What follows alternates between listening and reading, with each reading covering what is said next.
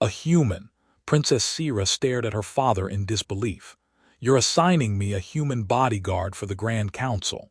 King Valen's expression was patient but unyielding. Lieutenant Daniel Cross comes highly recommended by Earth's Diplomatic Security Division. His record is impeccable. We're in the Royal Palace, Father. The Grand Council chamber has security protocols refined over 3 centuries. Elite guards, scanning systems, architectural design that prevents violence. A bodyguard is purely ceremonial, and having a human bodyguard is embarrassing. Nevertheless, he will serve as your personal escort during the council proceedings. Which meant the decision was final. Lieutenant Daniel Cross stood at attention near the chamber's entrance, awaiting formal introduction. Sira studied him with barely concealed disdain. He was of average height for a human, which made him noticeably shorter than most Velrani. Sira herself stood nearly a head taller. He wore simple protective clothing with no obvious armor plating, carried no visible weapons, and had the quiet, understated bearing of a palace administrator rather than a warrior. Velrani warriors were tall, elegant, their movements graceful. Their combat training focused on techniques that emphasized their species' natural advantages: enhanced reflexes, rapid healing, superior reach. They carried themselves with the pride of those who'd trained their entire lives. Daniel looked like someone's assistant who'd accidentally wandered into the security detail. "Lieutenant Cross," King Valen said formally, "this is Princess Sira. You will serve as her personal protection during the Grand Council proceedings." "Your Majesty, Your Highness." Daniel bowed correctly, at least he knew proper protocol. His voice was quiet, his eyes moving constantly in a way that Sira found immediately irritating. "Have you ever actually protected anyone?" Sira asked bluntly. "Or is this your first real assignment?" "I've completed 47 protection contracts across 12 different systems, Your Highness. No client has been injured under my protection." "That's because you've never faced real danger. The palace is the safest location in the Empire. You're here for appearances, nothing more." She gestured dismissively. "Try to stay out of my way and don't embarrass me." "Understood, Your Highness." His tone was respectful but carried something else, a certainty that annoyed Sira more than simple agreement would have. Over the following days, Daniel took his position as her escort. He stayed positioned strategically, eyes constantly scanning, speaking only when directly addressed. The elite guards barely acknowledged him, clearly viewing him as beneath notice. Velrani warriors who dedicated their lives to protecting the royal family, and here was a human who looked like he'd struggle to match even their training cadets. "You're too tense," Sira told him on the second day, after he'd quietly suggested she use a different route through the palace gardens.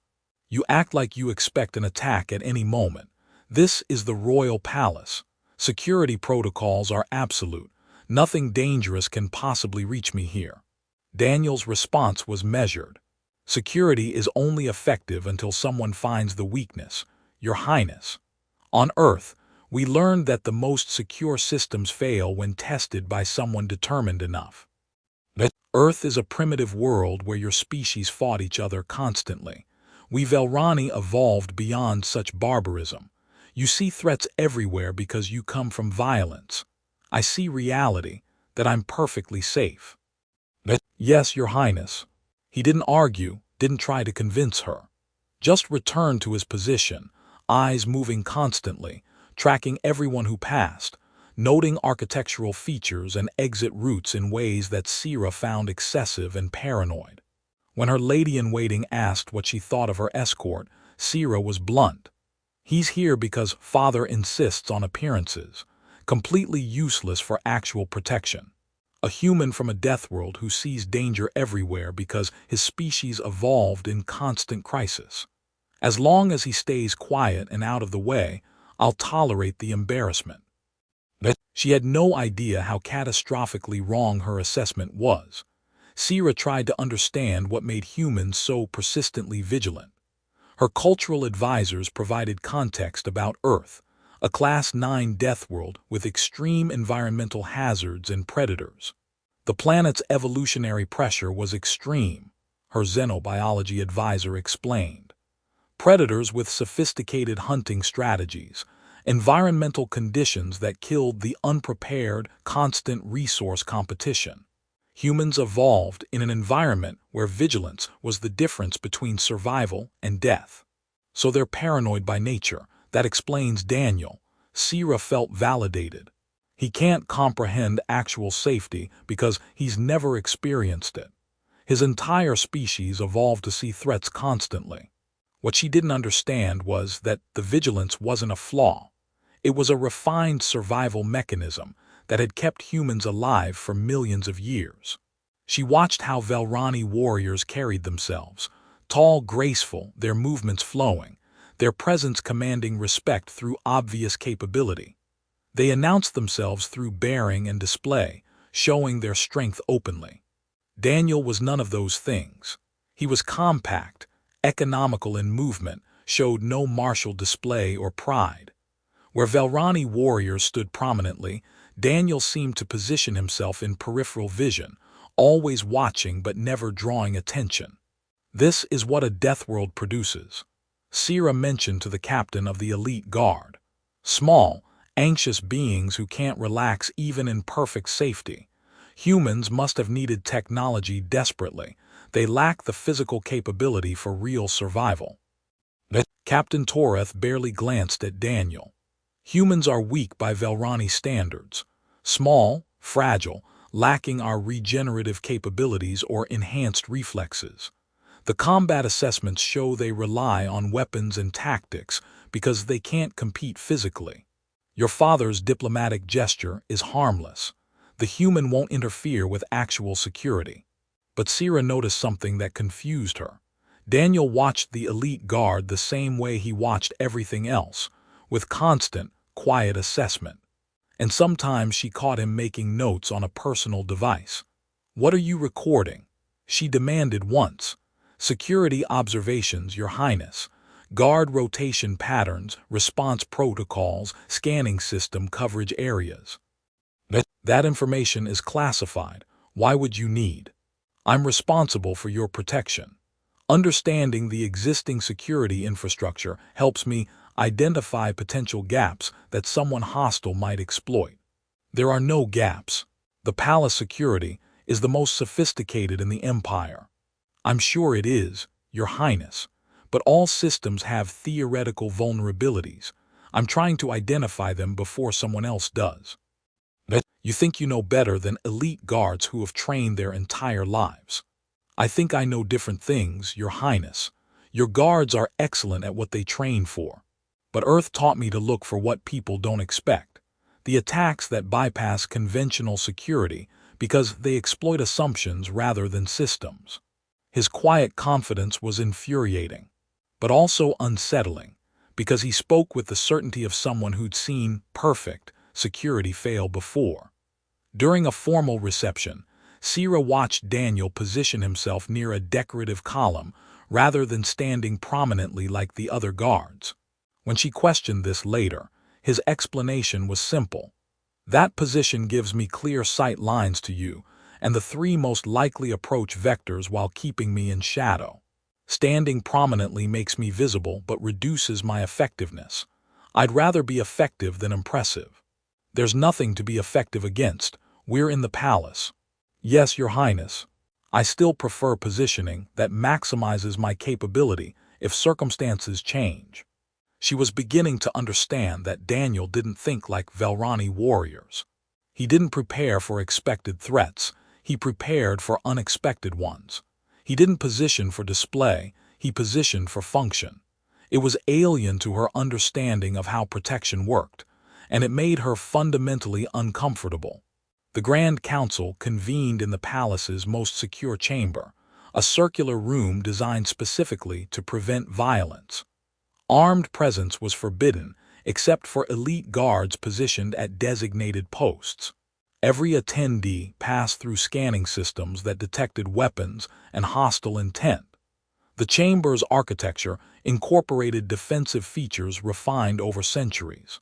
Sira attended as her father's representative, participating in debates about trade policy and territorial agreements. Daniel stood near the chamber's edge with other ceremonial guards, quiet and unremarkable as always. The attack began during a procedural vote. 12 figures moved simultaneously.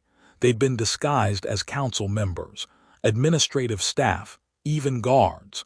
The inside conspiracy had been planned for years, every detail calculated to bypass security systems designed to stop external threats.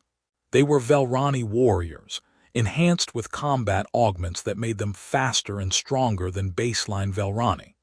Each carried concealed weapons that new technology had made invisible to the palace's scanning systems. Their target was Sira, not to kill but to capture, to take the princess hostage and force political concessions from the throne. Sira's mind froze in shock.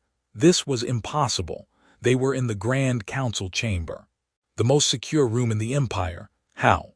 The nearest assassin moved toward her, enhanced reflexes making him blindingly fast. Sira expected Daniel to die in the first second.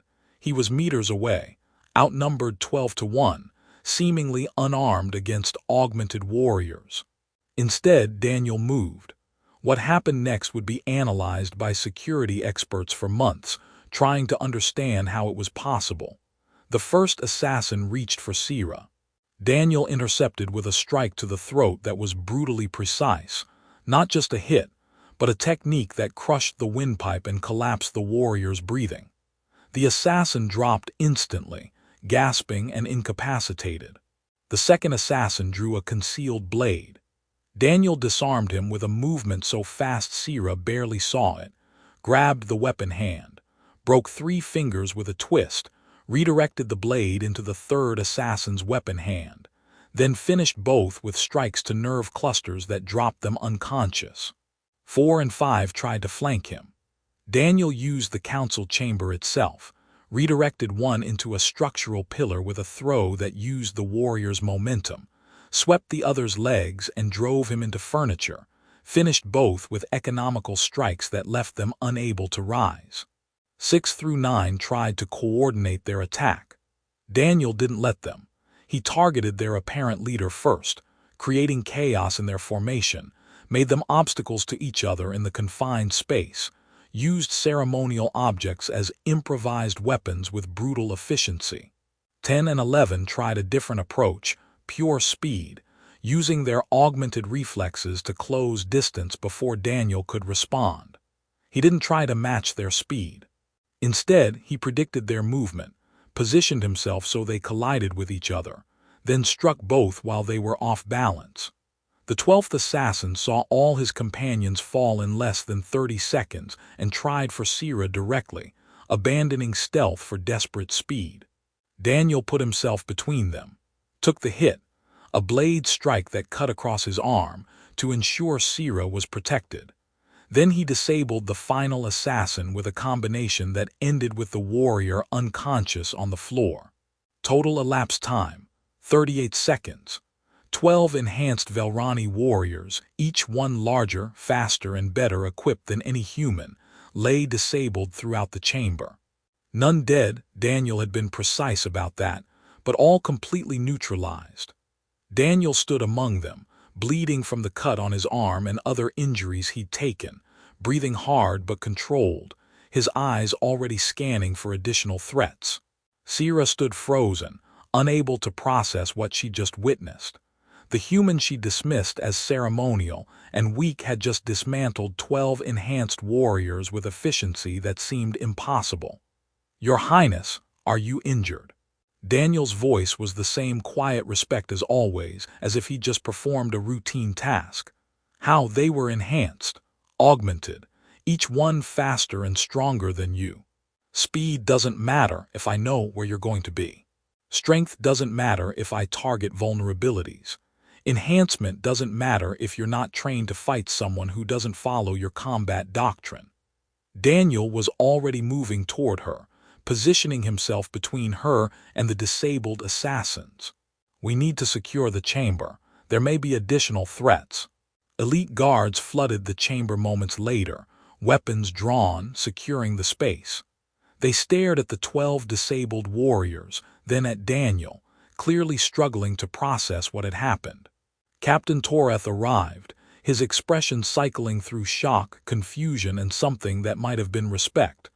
"The human did this?" he asked, as if needing verbal confirmation of the impossible. "Yes, Captain," Sira heard herself say. "He protected me." Daniel was already coordinating with security, providing tactical assessment, identifying how the assassins had bypassed the chamber's defenses. The quiet, unremarkable human was giving orders to Velrani warriors who dismissed him days ago, and they were listening, because he'd just proven something they couldn't ignore. He was dangerous in ways they didn't understand and couldn't replicate. Sira watched him work, her entire understanding of humans, of Daniel specifically, shattered and rebuilding into something she didn't recognize. The weak, paranoid human from a barbaric death world had just saved her life with a brutality and efficiency that enhanced Velrani warriors couldn't match. She needed to understand how. Medical teams treated Daniel's injuries. The blade cut across his arm, bruising from impacts he'd taken, minor lacerations from the fight. He sat calmly while they worked, answering security questions about the attack sequence. Sira found him in the medical bay afterward, reviewing footage of the engagement with military analysts. "How?" she demanded without preamble. "They were enhanced warriors. Faster, stronger, better armed. You should have died in the first second." Daniel paused the footage. "They fought like they had advantages, Your Highness. I fought like I had nothing to lose. On Earth, that's the difference between extinction and survival." "I don't understand." "Your Highness, everything on Earth evolved to kill efficiently. Predators that ambush from concealment, that use venom, that coordinate in packs. Prey species that fight with desperate brutality because there's no second chance. Humans evolved learning from both. We're predators when we need to be, prey when necessary, and we never, ever fight fair because fair fights get you killed." He pulled up biological comparison data. Velrani warriors are impressive. Tall, graceful, enhanced reflexes, rapid healing. Your combat training emphasizes those advantages, techniques that use your strength, your reach, your physical capability. That makes sense when fighting opponents with similar biology. "But you're none of those things." "Exactly. I'm smaller, weaker in raw strength, lack your species' advantages. So I trained to fight opponents who were bigger, faster, and stronger than me, because on Earth everything was. Early humans survived by being smarter, more adaptable, and willing to do whatever it took to stay alive. We learned to target vulnerabilities, use environment, exploit psychology, create chaos that neutralizes physical advantages." Marcus pulled up the attack footage. "Watch how they fight. Enhanced speed and strength, direct approaches, relying on augmentation and training. That works against opponents who fight the same way. But I don't fight your way, Your Highness. I fight to disable threats as quickly and efficiently as possible, using every advantage available. Anatomy knowledge, environmental features, psychological pressure, unpredictability. You studied Velrani anatomy specifically to know where to strike. I studied 16 different species' anatomical vulnerabilities, nerve clusters, joint structures, pressure points, sensory systems. If I'm responsible for protecting someone, I need to know how to fight anyone who might threaten them. Sira processed this. You prepared for this." "I prepare for everything, Your Highness. On Earth, the unprepared died young. Humans survived by planning for threats that hadn't happened yet, by having contingencies for scenarios we hoped wouldn't occur. That's what Deathworld evolution teaches. Hope for the best, prepare for the worst, and never assume safety." Captain Toreth had been listening from the doorway. He stepped forward. "You're saying you defeated 12 enhanced warriors through preparation and adaptability rather than superior capability." "I'm saying I survived by treating the engagement as life or death from the first moment. Your warriors were enhanced and skilled, but they expected to win, fought with confidence that their advantages would prevail. I fought with the assumption I could die any second if I made a mistake. That urgency, combined with tactics they hadn't trained against, gave me enough advantage to succeed. Over the following weeks, Sira learned what it meant that humans came from a death world.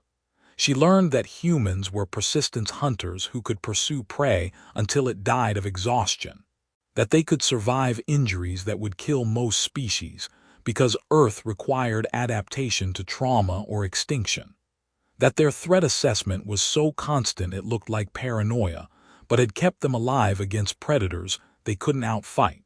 The elite guard began treating Daniel differently, not with contempt, but with cautious respect for something they didn't fully understand. King Valen admitted privately to Sira that he'd specifically chosen a human because he understood they concealed their capability. I wanted someone who would be underestimated, who would see threats that our warriors, trained for known dangers, might miss.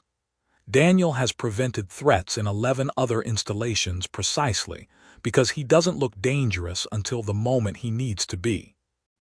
The story spread through the palace, the human bodyguard who defeated 12 enhanced warriors in 38 seconds.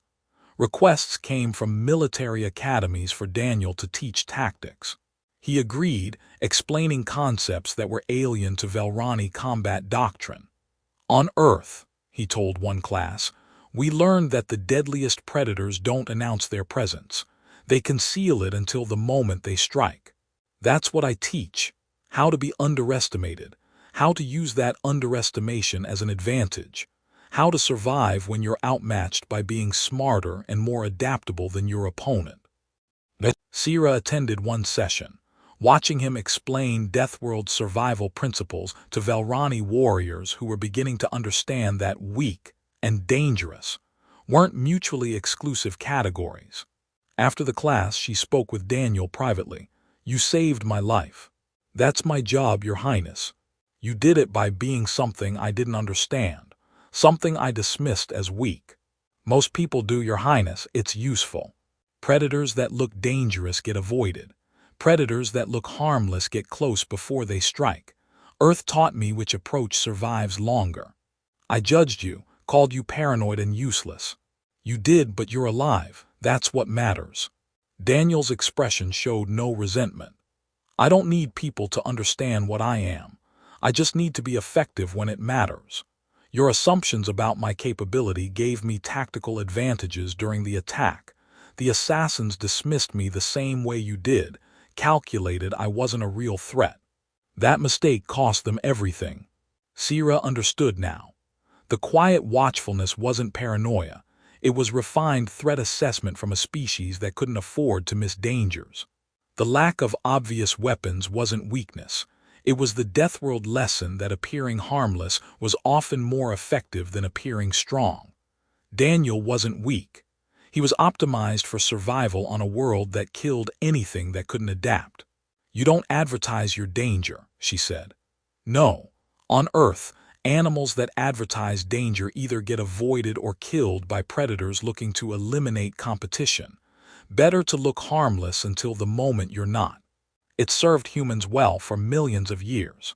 The princess who dismissed her human escort as ceremonial and useless had learned the hardest way possible that humans don't broadcast their capability.